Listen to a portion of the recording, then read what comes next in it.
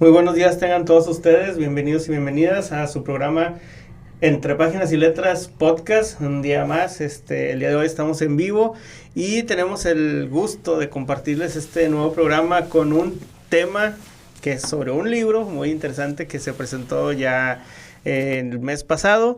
Y bueno, el tema se llama Nuevo León y la construcción de la modernidad en el siglo XIX, que es el título de esta interesante obra, y en la cual, bueno, tengo el honor de estar aquí con ustedes y con grandes invitados en la mesa que forman parte de la coordinación de este libro y que también son autores. Tengo conmigo a la doctora Claudia Roxana Domínguez García. ¿Qué tal? Buenos días, muchas gracias por la invitación y pues un saludo a toda la audiencia. Así es. El doctor Luis Enrique Pérez Castro. Hola, ¿qué tal? Muy buenos días. Y el doctor Juan Jacobo Castillo Olivares. Hola, muchas gracias por la invitación. Muy bien, pues aquí lo ven a los tres autores, coordinadores de esta importante obra. Y bueno, y para iniciar, quisiera preguntarle al doctor Enrique, como coordinador, que viene como coordinador de este libro y también autor, ¿cómo surgió la idea para realizar esta importante obra? Bien, pues se trata de un trabajo colectivo. En primera instancia somos 5 personas autoras quienes integramos esta obra. Ya más adelante podremos platicar un poco más al respecto, pero sobre todo estas 5 personas que colaboramos acá tiene que ver con compartir diferentes intereses académicos. En primer lugar, y en el centro de todo este proyecto está el siglo XIX, que, historiográficamente hablando, sí ha predominado mucho las investigaciones sobre esta época en particular. Sin embargo, nos pusimos a dialogar y llegamos a la conclusión de que todavía había más vetas por las cuales explorar y sobre todo darle un poco más este enfoque analítico, ¿sí? Ya no solo temático, sino analítico, de la modernidad. Sí, entonces notamos que en nuestras conversaciones cotidianas el siglo XIX se va a convertir como este eje de Nuevo León, de transformarlo y de darle un paso diferente, pero que no va a estar exento tampoco de controversias y de contradicciones, que también es otro punto, pero el caso es que es eso, ¿no? Tratar de reinterpretar el siglo XIX, y por eso es que cada una de las personas que colaboramos en este texto nos daremos cuenta que abordamos un tema en particular, pero con el mismo eje conductor. Okay. ¿Sí? Ya igual más adelante podemos hablar sobre los temas que se tratan, pero es eso, sobre todo hacer un proceso de reinterpretación desde una perspectiva académica, con fuentes documentales también actualizadas, que eso me parece importante, hacer un cuestionamiento, porque no a las visiones ya consolidadas de la historiografía de diferentes autores locales. Ese es fundamentalmente el reto, lo que se busca con esta obra. Bueno, y para los tres aquí, precisamente hablando de retos, ¿cuál fue el reto ahora sí que encontraron para formar este libro? ¿A qué retos se enfrentaron cada uno de ustedes?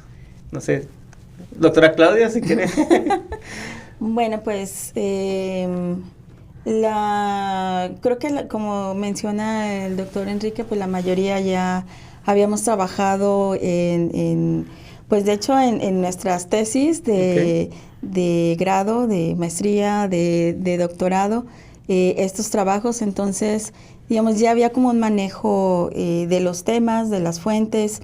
Yo creo que el reto principal fue pues el lograr los tiempos, digamos, como consolidar los tiempos para coincidir todos en la estructuración del trabajo.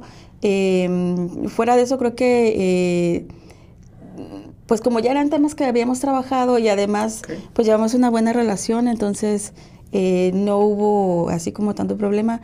Quizás, y eso a lo mejor Enrique puede ahondar en ello, las gestiones para la edición y la publicación del libro,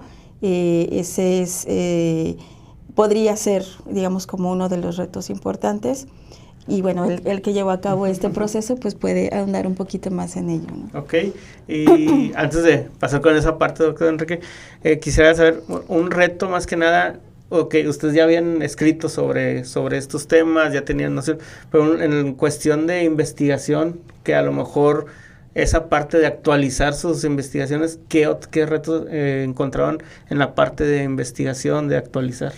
Pues la principal forma en que uno podría pensar que a lo mejor era solamente reunir los trabajos y ya. Este libro pasó por un arbitraje. ¿Sí? Okay. Tuvimos lecturas de otros historiadores. Ahí es donde precisamente entra la actualización, porque uno hace estos trabajos en su tiempo y ya desde otros puntos de vista te dicen, bueno, falta esto, falta aquello, leer nueva bibliografía. Porque al final la investigación tiene los mismos retos que cualquiera, la búsqueda de información, archivos y demás. Ok. ¿Y para la parte de la publicación, doctor? Sí, yo creo que también ese fue un reto muy, muy grande. Me atrevo a decir que fue el principal, en el sentido de que, bueno, ya conocemos los procesos de investigación, llevamos a cabo la compilación de los textos, la coordinación. No, eso yo creo que fue lo menos difícil hasta cierto punto, sino la publicación. Nos encontramos en un contexto tanto espacial como temporal, en el cual pues a veces las publicaciones de tipo históricos todavía siguen teniendo cierta reticencia, ¿no? Todas esas de contenido tanto de arte, cultura, de historia. Sin embargo, nos voltamos a ver a casa a la Universidad Autónoma de Nuevo León y pues a través del doctor César Morado Macías, quien en ese momento estamos hablando del año pasado, en 2024, le comentamos el proyecto, él se entusiasmó, le agradó la idea y nos dijo, va, adelante, a través del Centro de Estudios Humanísticos, que es quien edita la obra, pero obviamente ese es el primer paso, que nos digan que sí, ¿no? Okay. Todavía después vino todo el proceso de dictaminación por parte de colegas de Coahuila particularmente, y luego aplicar las correcciones y las observaciones pertinentes. Ese fue, digamos, otro momento. Finalmente la parte de la maquetación y la edición final también lo devuelven para hacer una apreciación general. Entonces todo este proceso estamos hablando de más de 6 meses, sin contar el proceso de investigación. Entonces, y aún así, aunque estaba proyectado para diciembre, vinieron las vacaciones institucionales y finalmente pudo salir en febrero de este año. Entonces, básicamente cumplir con todos los requisitos burocráticos y legales también es un reto. Okay. Algo que quisiera preguntarles es, fuera de la parte, a lo mejor, como usted bien decía, yo creo que uno de los retos de las publicaciones de historia es que muchas veces vamos hacia un solo nicho.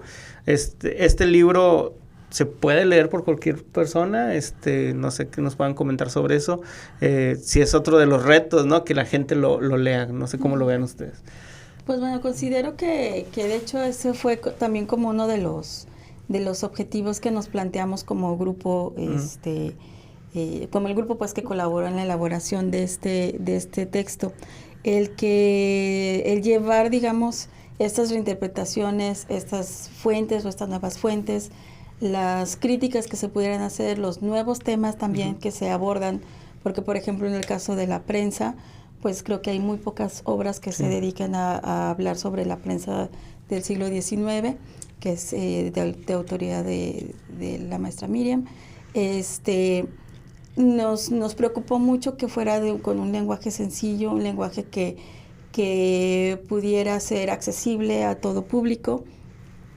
Obviamente pues tiene un carácter académico, ese no, pues no lo podemos evitar, no se puede, pues sí, digamos, es un texto académico, pero sí buscamos también que fuera de una lectura fácil, que a los jóvenes también les pudiera interesar y les pudiera ser útil. Y pues bueno, con la intención de que también la población de Nuevo León se acerque a conocer la historia de los procesos que se llevaron a cabo durante este siglo XIX, que durante mucho tiempo pues fue así como medio olvidado, medio dejado de lado. Pues vemos que es un siglo sumamente importante porque es un siglo formativo, ¿no? Entonces, creo que es una buena opción para poder acercarse a conocer esta temporalidad. Perfecto. Y antes de seguir con la doctora Claudia, bueno, recuerden, estamos hablando sobre el libro Nuevo León y la construcción de la modernidad en el siglo XIX. Doctora Claudia, siguiendo con usted, viendo el libro, uno de los temas que usted aborda es voy a decir el nombre del tema, la instauración del federalismo en Nuevo León, instituciones, actores y prácticas políticas, 1825-1827, ¿estoy correcto? Sí. En este sentido, ¿nos puede contar por qué federalismo y de dónde surge esta idea de integrar a este modelo a Nuevo León y las consecuencias al momento de formar la constitución local? Ok. Bueno, pues aquí hay que, digamos, como remitirnos a la conclusión del proceso de independencia. Una vez que se logra la independencia, pues bueno, ¿ahora qué? ¿No? O sea, hay un quiebre allí con las instituciones de antiguo régimen, pero también hay como muchos o varias posibilidades de poder conformar un nuevo gobierno. Hay algunos que optan o quieren una monarquía, que es una forma de gobierno que les es familiar, pero una monarquía distinta, ¿no? No una monarquía similar a la española, con la cual se tuvieron pues muy malas experiencias. Se buscó, pues, en un principio un príncipe europeo, en eso obviamente no iban a aceptar. Entonces, pues, Iturbide alzó la mano y a final de cuentas logró instaurar el primer imperio, ¿no? Pero, además de esta facción iturbidista o de esta vía iturbidista monarquista, también estaba la posibilidad de formar una república. Okay. Y siguiendo, digamos, los modelos norteamericanos, el francés principalmente, digamos, se veía o se aspiraba a una forma nueva de gobierno. Pero, digamos, eso en la parte ideológica general. Pero también al interior de lo que antes era la Nueva España, que estaba por conformarse por una nueva nación, había que conciliar, digamos, como estas aspiraciones, estos deseos, ¿no? Y se buscó o se optó, se vio que el federalismo era la forma de conciliar estos intereses regionales, ¿no? También considerando que la Nueva España y todas las regiones que lo conforman, todas las provincias que la conformaban, pues tenían características y problemáticas muy diversas, ¿no? Y entonces Nuevo León se inserta en este modelo federativo, tratando de, pues primero también viéndolo como un modelo, una forma de subsistencia, ¿no? Okay. En ese momento la provincia, que después se convirtió en estado, no tenía una economía como la que tiene el día de hoy, no tenía ni siquiera la población suficiente, digamos, como para subsistir de una manera en solitario. Y entonces es que se decidió formar parte de esta federación. Pero ahora viene otro problema. Nuevo León está conformado o forma parte de las provincias internas de Oriente junto con Coahuila, Texas y el Nuevo Santander. Y entonces está esta posibilidad de conformar un solo estado con esas 4 provincias, que sería el Estado Interno de Oriente, que es la visión de Miguel Ramos Arizpe. Okay. Y la otra opción que es, digamos, el conformar ya, disgregar este Estado Interno de Oriente o estas provincias internas de Oriente y conformar diversos estados, ¿no? Fray Servando dice que tener un estado tan grande puede crear a futuro posibilidades de separación y que eso no es algo conveniente. Entonces se opta por fraccionar a este Estado Interno de Oriente. Si vemos el acta constitutiva, en el acta constitutiva está el Estado Interno de Oriente como un estado, Okay. Un solo estado. Un solo estado. Pero si vemos ya la Constitución, que se promulgó hasta octubre de 1824, ya está fraccionado, ¿no? Entonces, hubo ahí un proceso de pugnas internas, de negociaciones a nivel local, que dieron como resultado este fraccionamiento. Y una vez que se opta por esta vía, se convocan a elecciones para, digamos, nombrar o elegir a esos diputados que son quienes van a estar encargados de elaborar esta Constitución. Si bien sigue las directrices de la Constitución Federal, porque pues tiene que estar en sintonía, sí hay un reflejo allí particular pues del pensamiento político y de las necesidades, las aspiraciones de pues al menos de un sector de la población de Nuevo León, que sería pues la élite que está primordialmente representada allí, pero que trata también de, digamos, de representar o de llevar los anhelos de la población a la que están representando, ¿no? Ok. Excelente, yo creo que, y más de esto lo pueden encontrar dentro del libro, y algo de lo que usted acaba de mencionar sobre, bueno, si hay un estado grandote en ese tiempo, digo, imagínense todo Texas, todo, entonces nos íbamos a separar, cosa que después pasó con Texas, ¿verdad? Que bueno, eso ya es otro cuento, pero sí es algo que también pienso yo, no sé cómo lo ven ustedes, que quiso suceder en Yucatán. Que también, sí, por ser muy grande, tienes tu propia, tus otros intereses. Y bueno, doctor Jacobo, el tema que usted maneja es del campo de la ciudad, la transformación del trabajo y el entorno urbano durante el reyismo 1885-1890. Y bueno, ¿por qué le resulta este estudio del proceso de industrialización atractivo a las personas? Yo creo que es un tema que desde la facultad nos están, no quiero decir bombardeando, pero nos están, nos sugieren, gracias, nos sugieren a estudiarlo, y que también a las personas que no son, que a lo mejor les gusta la historia, les llama mucho mucho este tema, y asimismo, ¿cuál fue el factor de cambio entre los trabajos de oficio a la industria y que esto tuviera como consecuencia una migración interna dentro del estado de Nuevo León? Sentí la indirecta ahí. Porque entender que fue un profesor tuyo. No, pero en general, yo creo que el tema de la industrialización es algo que llama mucho la atención, ¿no? Yo creo que también, me imagino, no sé si usted lo comparta, pero me imagino por el lado de fotografías y toda esta parte, ¿no? Yo creo que tiene que ver en parte por lo simbólico. Hay algo real, pero también simbólico. ¿Qué es lo simbólico? Que la ciudad ha abrazado su identidad como una ciudad industrial. Y eso hace entonces que, a diferencia tal vez de otras partes del país o otros lugares en el mundo donde su identidad se basa en eventos políticos o comerciales, qué sé yo, aquí la industria es lo que ha generado una identidad, digamos, palpable, y digo también simbólica, porque muchas veces ya incluso otras partes del país actualmente están más industrializadas que Nuevo León, y eso entonces nos lleva a querer voltear a cuándo se originó la industria y cómo.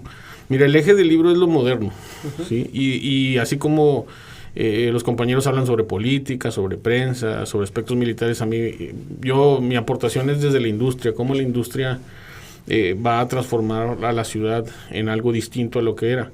Y yo creo que con esto respondo las dos preguntas, porque por una parte la primera pregunta es ¿qué lo hace atractivo? Pues eso, volteamos hacia el pasado y los regiomontanos vemos como que nuestra identidad anclada en la industria y queremos saber cómo se soluciona eso, cómo llegamos a eso, cómo fue que se da la transformación o el proceso. Y por otra parte, lo que ahorita mencionas de los oficios, pues eso es lo interesante. Yo creo que la ciudad en materia económica y social no había tenido una transformación tan fuerte como la industrialización. También no es hacerlo excepcional y decir solo Nuevo León, solo Monterrey. En general la industria empezó a transformar al mundo, pero aquí dentro de lo que era, digamos, la dinámica nacional, la industria jugó un papel mucho más importante porque, a diferencia del resto del país, donde la dinámica desde la época colonial era otra, se sustentaba en aspectos comerciales o mineros o textiles. Aquí Nuevo León estaba más con una economía basada en el ganado menor y de ahí transitaba hacia algunas otras formas de economía que no fueron tan trascendentales. Pero entonces llega la industria y eso transforma a la ciudad. Y a veces pensamos, bueno, sí, Capitán Obvio está viendo lo que es relevante en función de eso. Y esto lo digo porque no soy el primer historiador, obviamente, que lo afirma. Mi aportación creo que en el artículo se refiere a, bueno, sí, pero ¿cómo fue? O sea, no nada más es decir, y la industria transformó a la ciudad. Pues fue en tanto el ámbito privado, las calles, edificios públicos, todos esos ahora nuevos oficios que demandaba la industria y que alrededor de la industria se empiezan a crear, hacen que los regiomontanos de ese momento empiecen a no nada más a transformar sus formas de trabajo, sino también su forma de vida. su día a día, sus formas de transporte, sus formas de convivencia, sus formas de hacer, pues, sus formas de entretenimiento. Cosa que aquí a lo mejor ya han visto un poco, por ejemplo, en lo que tienen los archivos en función de los teatros. Ya ves que tienen un fondo muy importante aquí en respecto a eso. Pues todo eso es lo que va transformando la industria. Y creo que ahí es donde está interesante. No es ver nada más la industria como algo que está ahí y que transforma la economía y huelgas y obreros trabajando, sino todo lo que a su alrededor crea. Además del mismo crecimiento de la misma ciudad. Está la colonia Independencia, que muchos mencionan que en referencia precisamente a la transformación urbana se dio. Los barrios obreros que se fueron creando y, en fin, todo eso para no hacerlo más largo. Sí, excelente. A mí me gusta mucho, ahorita pasamos con el doctor Enrique, me gusta mucho esta parte, ¿no? Hablamos desde el federalismo, del inicio de 1824, que es pues prácticamente el nacimiento de nuestro país, aunque muchos piensan que es en el 1821 por la independencia, pero bueno, yo creo que si le seguimos aquí somos 4 historiadores y nos vamos a ir a debate, pero bueno, en otro programa, y luego cómo esa parte de transformación institucional pasamos a la parte ya industrialización, etcétera, ¿no? Pero hay otro que el tema que toca el doctor Enrique se me hizo muy interesante también, el de las elecciones. Su tema habla sobre elecciones en Nuevo León, elementos generales para su abordaje en 1812, estoy bien, 1889, y bueno, aquí quería preguntar cómo podemos asociar la construcción de la modernidad a través de las elecciones, que se me hace muy interesante, y de la misma manera ahí, bueno, hace una puntualización muy interesante en donde nos platica usted que sirve como un medio de creación de identidades y una construcción de ciudadanía. ¿Nos pudiera platicar más sobre el respecto? Sí, claro, son varios puntos aquí, voy a tratar de acotarlos lo más concretamente posible. Uno, cuando hablamos de modernidad nos estamos refiriendo a este contraste con lo tradicional. ¿Sí? Entonces, en términos generales, esa sería la interpretación básica. ¿Por qué lo recalco? Porque precisamente vamos a ver a las elecciones como algo moderno hasta cierto punto. ¿Por qué lo digo? Las elecciones los procesos electorales ya existían antes de la independencia, ¿sí? Lo que cambia es la forma en que se lleva a cabo y el sentido que estos tienen. Por ejemplo, las comunidades de los gremios, ¿sí? De los gremios de trabajadores textiles o de otras actividades económicas, ya tenían sus propias dinámicas electorales. También las comunidades religiosas elegían a sus superiores en ciertos contextos, en ciertas situaciones. Entonces las elecciones no eran desconocidas, ¿sí? Aquí lo que cambia es un poco el sentido y la práctica en cómo se llevan a cabo. En primera instancia tiene que ver con, ahora yo estoy eligiendo autoridades no solo de lo local, sino a nivel federal. Por ejemplo, eso era inconcebible, porque las autoridades eran designadas en España, ¿no? Y luego ya enviadas acá a gobernar. Ahora yo voy a elegir quién va a tomar esa decisión por mí. ¿Sí? Un sistema representativo en el federalismo que habla la doctora Claudia. Eso es en primera instancia. La segunda tiene que ver con la ciudadanía. Anteriormente, antes del proceso de independencia, todos estos procesos electorales eran colectivos, era a través de corporaciones, ¿sí? Nada más los que eran parte de ese gremio podían tomar una decisión, los que eran parte de esa comunidad religiosa podían tomar esa decisión. Acá no es... se van a establecer, claro, ciertos requisitos. Por ejemplo, solo van a ser los varones de 21 años si son solteros, 18 si son casados, tienen que tener un modo honesto de vivir, es decir, que comprueben que están trabajando y produciendo para la nación, etcétera. Entonces sí se van a establecer ciertos requisitos, pero ahora ya va a ser el individuo, el sujeto, ¿sí? Ya no van a ser las corporaciones, y aquí es donde entra la identidad, ¿sí? En un sistema dicotómico. En primera instancia, ahora represento las elecciones de la nación. ¿Qué es la nación? Es algo también un poco controversial y bastante conflictivo en un inicio, porque estoy tomando decisiones para la nación, ¿sí? Y ahí entra la identidad colectiva, que nos habla mucho, por ejemplo, François Javier Guerra al respecto, ¿sí? Y la otra tiene que ver con el yo individual, ¿sí? Cosa que también no era una práctica tan frecuente. Es decir, ahora está en mí tomar una decisión, una responsabilidad, una participación, lo cual seguimos teniendo hasta el siglo XXI, ¿no? Sí. Entonces tiene que ver con esto, con la identidad colectiva de pertenecer a una gran nación, ¿sí? Que todavía está en veremos, ¿no? Para 1812 hasta finales del siglo, aunque ya tiene una mayor forma, y la participación individual, cosa que también pues no era tan frecuente. Sí. A mí me llama la atención porque pasamos esta parte, como usted bien lo dice, la identidad, las elecciones, federalismo, pero yo creo que también imagino que las elecciones en los sindicatos, ¿no? También hay elecciones en la parte de la industria y cómo también los sindicatos van haciendo su identidad, ¿no? A través de esas mismas elecciones. La verdad, los tres temas se hacen muy, muy interesantes. Yo creo que se van complementando uno con el otro. Y quisiera saber, bueno, ¿qué otros autores encontramos en esta obra? ¿Qué otros temas más se tocan aquí? No sé quién quiera. Pues de autores tenemos también al maestro Eduardo Cáceres, Okay. ¿sí? Que él sobre todo ha estudiado mucho lo que es se ha distinguido por ser un historiador más enfocado a lo militar y bueno, también a hacer biografías, y precisamente en relación a lo que es la batalla de Monterrey ha sido su principal especialidad. También tenemos a la maestra Miriam Martínez. Ella a lo largo de su carrera se ha distinguido sobre todo por estudiar la prensa, y esto es lo que hace también aquí. Y como ahorita lo decíamos, el eje, y ya lo decía bien el doctor Enrique, el motor de la obra es la modernidad, como contrapeso o transición a lo moderno versus lo tradicional. Y en ese sentido eso es lo que vemos también aquí en la obra, en esos otros aspectos. La verdad es que también este libro va en función lo pensamos, y es algo que a lo mejor no lo mencionamos mucho, en función de los 200 años de la misma... Son los 200 años de la constitucionalidad de Nuevo León, que son los tres poderes, ¿no? Sí, y pues de ahí precisamente partimos para que estos otros temas también tuvieran y fueran visibles, y eso es lo que también vemos en la obra. Ok, y hablando precisamente de estos 200 años, yo creo que, bueno, muchos estudiantes que espero que nos estén viendo, de historia, de la carrera que sea, van a decir, bueno, ¿y cómo investigo? ¿Dónde investigo? Y quiero preguntarles, ¿cuál es la importancia de la investigación que se hace a través de nuestro patrimonio documental en general, ¿no? No sé. Bueno, pues esto es fundamental, ¿no? De hecho, yo sé que las fuentes y el concepto de documentos se ha diversificado, se ha ampliado bastante, pero pues para los historiadores el recurrir a las fuentes documentales es fundamental, o bueno, en el amplio sentido de la palabra, ¿no? Y sobre todo en esas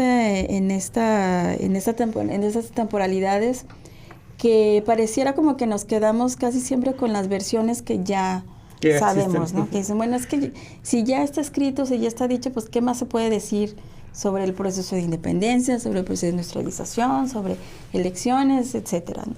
Pero si te vas a las fuentes documentales y le rascas ahí un poquito, si visitas los archivos de las diferentes instituciones, que la verdad es que aquí en Nuevo León tenemos la fortuna de contar con muchos repositorios que nos ayudan a acercarnos a la historia de nuestro estado.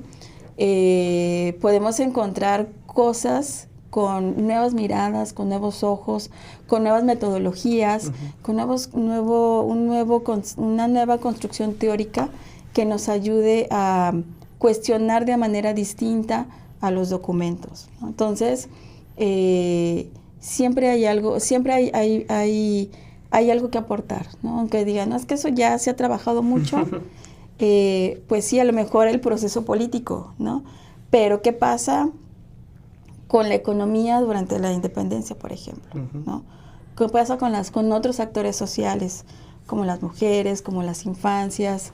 Es decir, en ese sentido, es la conjunción que se hace entre el oficio del historiador, que ya lleva una formación, una metodología, un marco teórico que le permite acercarse a las fuentes y cuestionarlas de manera distinta, ¿no? Entonces, en ese sentido, los archivos y los repositorios documentales son fundamentales para lograr precisamente estas reinterpretaciones, ¿no? No, y como usted dice, en Nuevo León tenemos grandes repositorios, tenemos también yo creo que un rico patrimonio documental, ¿no? No sé cómo lo ven ustedes, hay mucho en el estado que a veces nos perdemos, pensamos que todo está en la Ciudad de México, sí, gran parte, o en Texas, pero bueno, ojalá y puedan los nuevos historiadores poder revisar, ¿no? estos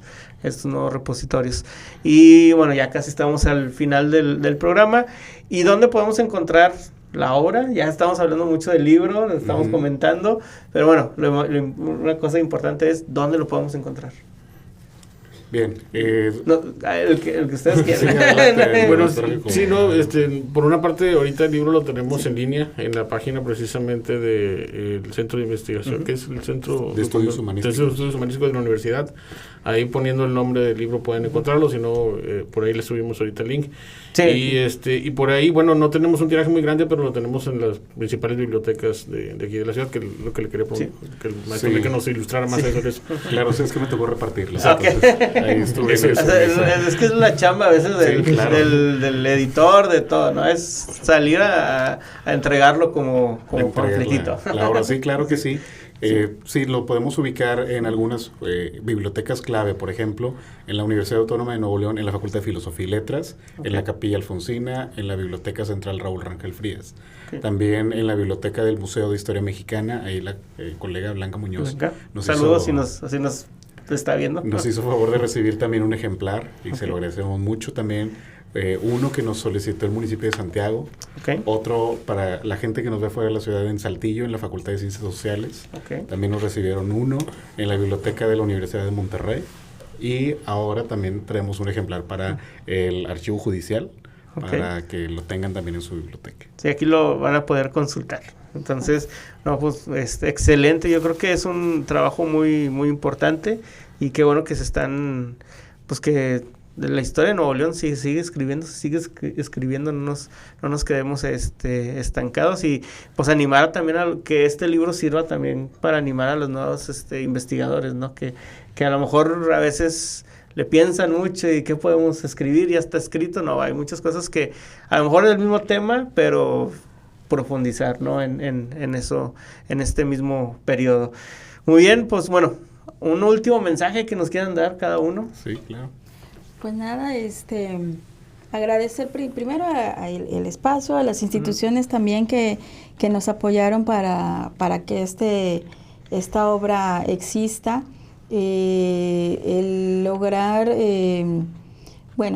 los costos de edición también son un elemento a tomar en cuenta, y en ese sentido el formato electrónico pues abre posibilidades, ¿no? Sí. Y también pues quita como trabas para decir, es que no lo encuentro, bueno, pues ya está en línea disponible, ¿no? Para que lo puedan consultar. Entonces les invitamos a consultarlo, a leerlo, si tienen retroalimentaciones, pues también estamos abiertos a recibirlas y yo creo que con mucho gusto recibiremos sus comentarios. Y pues nada, invitarles a acercarse a conocer el siglo XIX a partir de otras perspectivas, ¿no? Y saber que pues hay mucho más que rascarle y que decir sobre este siglo, ¿no? ¿Habrá parte 2 del libro a lo mejor? Pues, sería un buena, ya los estoy comprometiendo, ¿no? Pero ojalá, doctor.